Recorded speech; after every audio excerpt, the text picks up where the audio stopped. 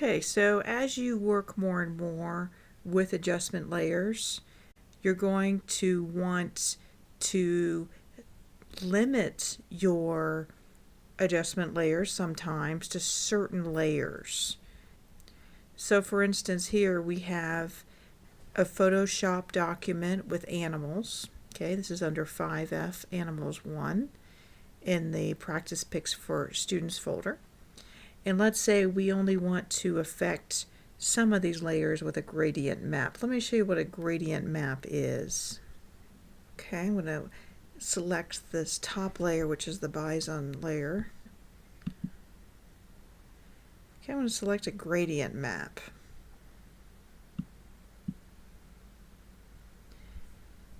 So if you remember gradients, they turn gradually, they blend from one color to another or one image to another. If I click in this white space here, and it might be a gradient represented here on your computer, but it's going to bring up the gradient editor. Okay, and just move this to the side if it isn't already.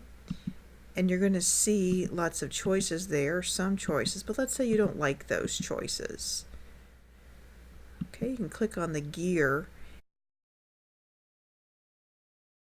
and there's going to be lots of other choices. It's going to ask, do you want to append those, meaning add those to the other ones? Yes. Okay, those are kind of interesting. And you can add as many as you want, as many of these groups as you want. So say the metals. Those are kind of interesting. Okay, let's say I like that one. I'm going to click OK. But let's say you only want the gradient to apply to some of these layers. Right now it's applying to all of the layers because it's on top there of the stack. So with it selected, go into Layer up here. Create clipping mask. Do you see that? Create clipping mask. Okay, so guess what? It's only applying now to this bison. Do you see that? So the bison has been gradient mapped because we created that clipping mask. We want it just to apply to a few though, rather than just one. We want it to apply to 3.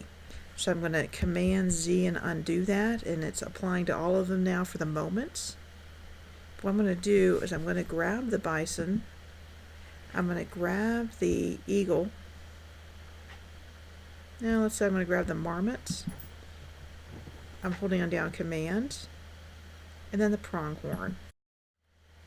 Now I'm going to pull those into a folder here to group them. Okay, then once again I'm going to come back and select my gradient map layer here, the adjustment layer.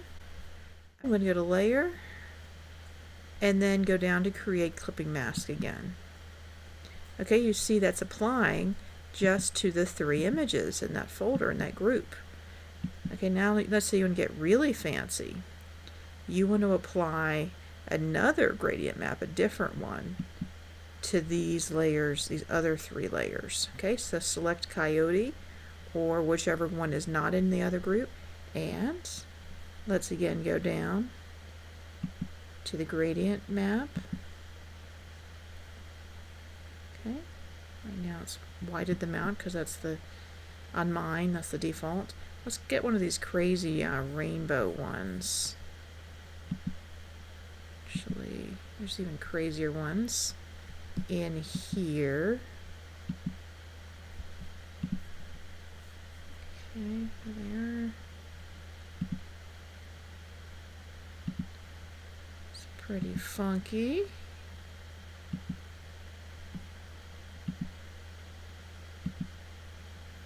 Okay, so you like that one. And as you see, we have 2 gradient maps selected. We don't even need to put those in a group because they're at the bottom of the stack. They are the layers.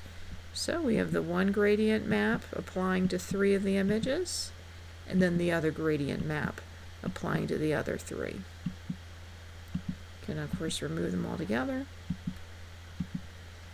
Now I do want to remind you that if, let's say, you don't like the intensity of the gradient you chose, you can always dial it back a little bit by bringing the opacity down. You do need to make sure the gradient adjustment layer is selected when you change the opacity, which would blend the original with the gradient. So you can bring it way down so there's just a tad of gradient there. Could do that here as well. So you're barely seeing the gradients.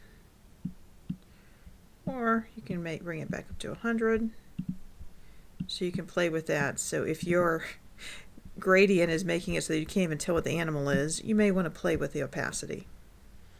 And that's how you can use gradient maps, isolating the effects of an adjustment layer to just apply to certain layers.